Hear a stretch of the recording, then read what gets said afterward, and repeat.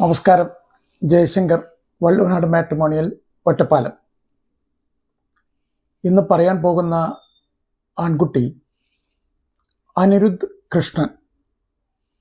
ചതയം നക്ഷത്രം, 30 വയസ്സ്, 6'1" height, 6 feet 1 inch height.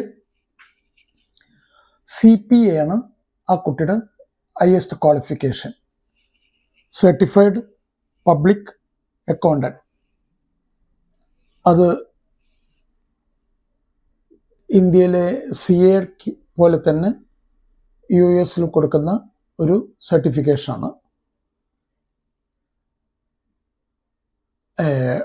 Equivalent ആണ് എന്നാണ് ഞാൻ മനസ്സിലാക്കുന്നത്.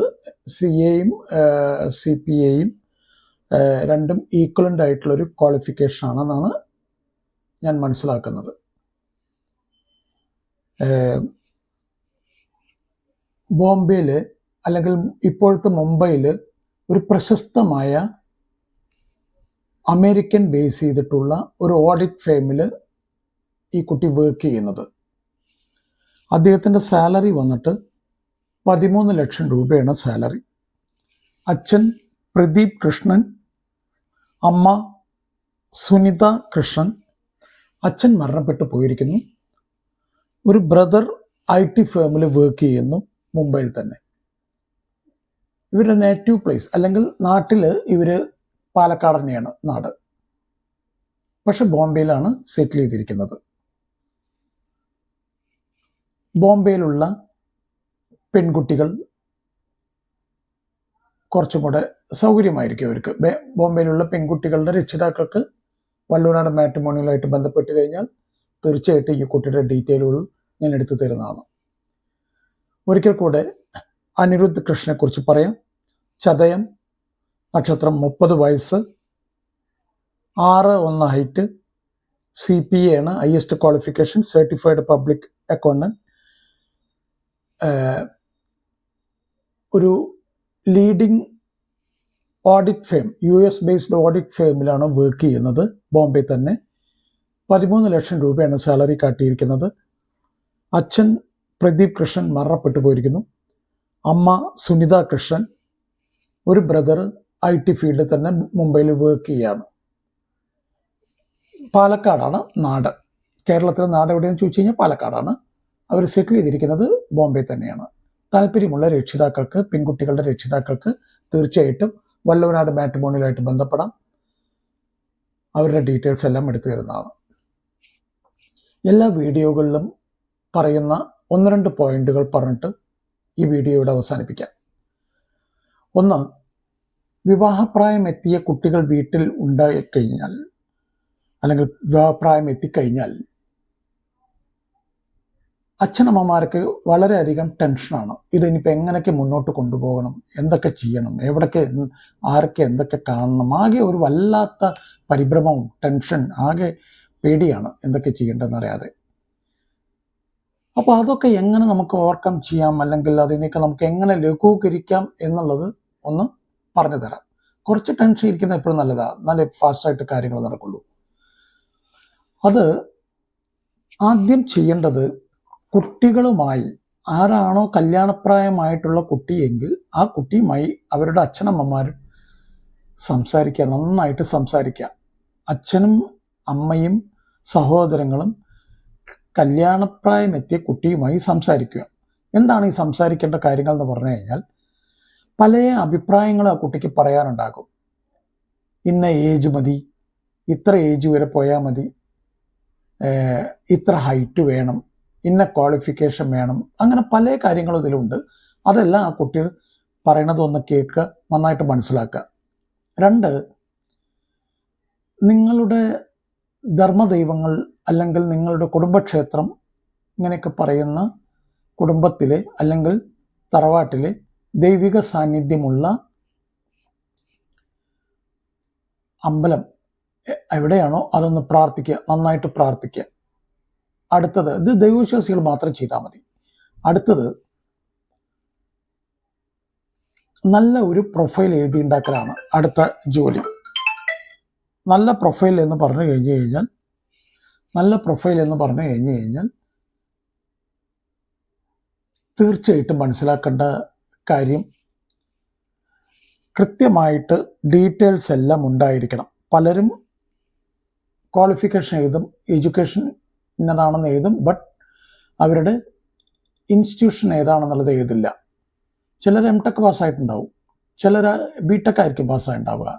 അത് ചിലപ്പോൾ IIT നിന്നായിരിക്കാം, അല്ലെങ്കിൽ NIT നിന്നാവാം, അല്ലെങ്കിൽ വേറെ ഏത് കോളേജിൽ നിന്നായിക്കോട്ടെ, അത് കാട്ടില്ല. അപ്പോൾ ഈ കോളേജുകൾക്ക് ഭയങ്കര ഇമ്പോർട്ടൻസ് ഉണ്ടെന്ന് മനസ്സിലാക്കണം. അടുത്ത കാര്യം, ജാതകം കഴിയാവുന്നത്ര കുറച്ച് എഴുതാൻ ശ്രമിക്കുക. ഡീറ്റെയിലുകൾ ആവശ്യത്തിൽ കൂടുതൽ ജാതകത്തിൻ്റെ ഡീറ്റെയിൽ എഴുതാൻ പാടില്ല. പലരും എഴുതുന്ന കാണാം 7 ചൊവ്വ, രാഹുദോഷം, കുജദോഷം, അങ്ങനെ കുറേ ദോഷങ്ങൾ എഴുതുന്ന കാണാം. ഇത് പലപ്പോഴും വായിക്കുന്ന ആളുകൾക്ക് പേടി ഉണ്ടാക്കുന്ന രീതിയിലേക്കാവും. ഒരു കാരണവശാലും അതൊന്നും എഴുതേണ്ട കാര്യമില്ല. ആവശ്യത്തിൽ കൂടുതൽ ജാതകത്തിനെ പറ്റി പറയാതിരിക്കുക. നെക്സ്റ്റ്, പ്രൊഫൈലിൽ നമ്മൾ ജോലി കാട്ടുന്ന സമയത്ത് ജോലി സ്ഥാപനം എന്താണ്, അവിടുത്തെ ഡെസിഗ്നേഷൻ എന്താണെങ്കിൽ അത് കാട്ടണം. ശമ്പളം എത്രയാണ്, CTC, അത് പൂർണ്ണമായിട്ട് കാട്ടണം. അല്ലാണ്ട് ടേക്ക് ഹോം സാലറി അല്ല കാട്ടേണ്ടത്. കഴിയാവുന്നത്ര കൃത്യമായിട്ട് കാട്ടാൻ ശ്രമിക്കണം. അതായത് CTC എന്ന് പറയുന്നത് കോസ്റ്റ് ടു കമ്പനി. അടുത്തത്, ഈ പ്രൊഫൈലുകളെല്ലാം തയ്യാറായി കഴിഞ്ഞാൽ നല്ല വൃത്തിയായിട്ട് എഴുതുക, വായിച്ച് നോക്കുക. 2, 3, 4 വട്ടം വായിച്ച് നോക്കുക. എവിടെയെങ്കിലും വല്ല കുഴപ്പങ്ങളും ഉണ്ടോ, വായിക്കുന്നവർക്ക് വല്ല ബുദ്ധിമുട്ടുകളും ഉണ്ടാകുമോ എന്നൊക്കെ കൃത്യമായിട്ട് മനസ്സിലാക്കുക. അതിനുശേഷം നല്ല ഒരു മാട്രിമോണിയലിൽ പോയിട്ട് രജിസ്റ്റർ ചെയ്യുക. എന്നാണ് ഈ നല്ല മാട്രിമോണിയലിൽ പോയിട്ട് രജിസ്റ്റർ ചെയ്യുക എന്ന് പറഞ്ഞാൽ, ഏതെങ്കിലും ഒരു 1, 2 പേരെങ്കിലും ഇന്നത്തെ കാലത്ത് നല്ലതാണ് എന്ന് പറഞ്ഞാൽ അതൊരു നല്ല മാട്രിമോണിയലായിരിക്കും.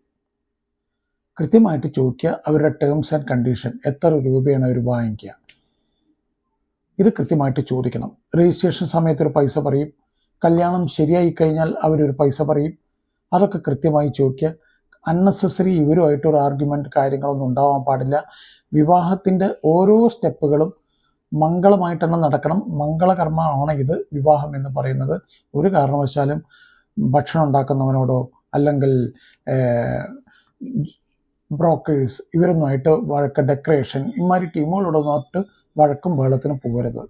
കൃത്യമായിട്ട് ചോദിച്ച് മനസ്സിലാക്കി അത് വേണ്ടത് കൊടുക്കുക. അതിലൊന്നും വല്ലാതെ ഒരു ദാരിദ്ര്യം കാട്ടേണ്ട കാര്യമില്ല.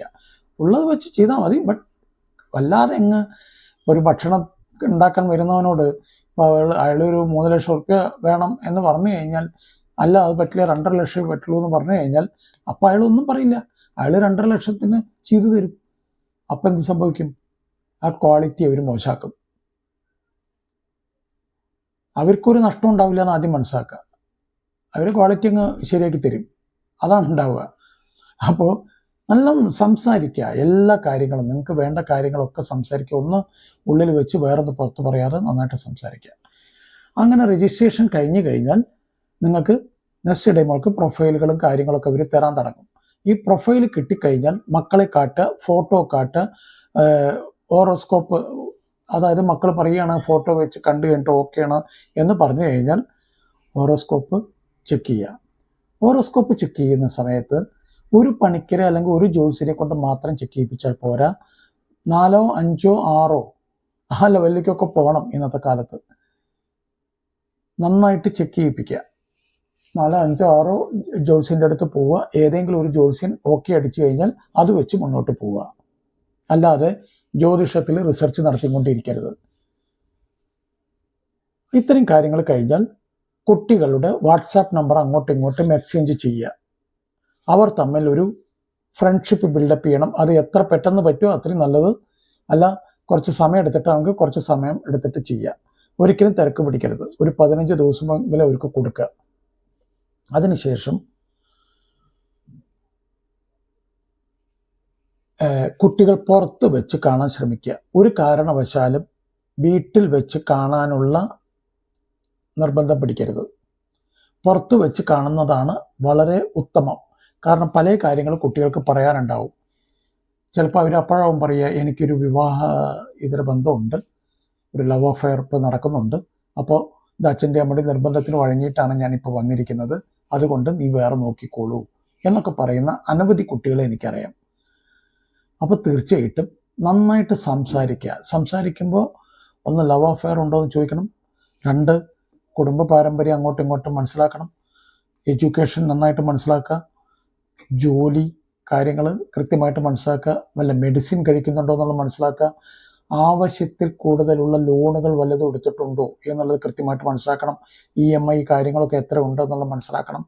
ഇതെല്ലാം കുട്ടികൾ തമ്മിൽ മനസ്സിലാക്കണം. അച്ഛനമ്മമാർക്ക് ഇതൊക്കെ ചോദിച്ച് മനസ്സിലാക്കിയെടുക്കാൻ ചിലപ്പോൾ സമയം എടുത്തു, അല്ലെങ്കിൽ നടന്നൊന്നും വരില്ല. അപ്പോൾ ഇത്രയും കാര്യങ്ങളൊക്കെ ഒന്ന് മനസ്സിലാക്കി പുറത്തു വെച്ച് കാണലൊക്കെ കഴിഞ്ഞു കഴിഞ്ഞാൽ ഒരു വിധം എല്ലാ വിവാഹങ്ങളും നല്ല രീതിയിലായിട്ട് മുന്നോട്ട് പോകുന്ന കാഴ്ചയാണ് കാണുന്നത്. അപ്പോൾ ഈ പറഞ്ഞതെല്ലാം ഒന്ന് ഫോളോ ചെയ്തു കഴിഞ്ഞാൽ കുട്ടികളുടെ ദാമ്പത്യ ജീവിതം, അച്ഛനമ്മമാരുടെ റിട്ടയർഡ് ലൈഫ്, ഇതൊക്കെ വളരെ ഭംഗിയായിട്ട് മുന്നോട്ട് പോകും. എല്ലാവർക്കും മംഗളാശംസകൾ. നന്ദി, നമസ്കാരം. ജയശങ്കർ, വള്ളൂരാട് മാട്രിമോണിയൽ, ഒറ്റപ്പാലം.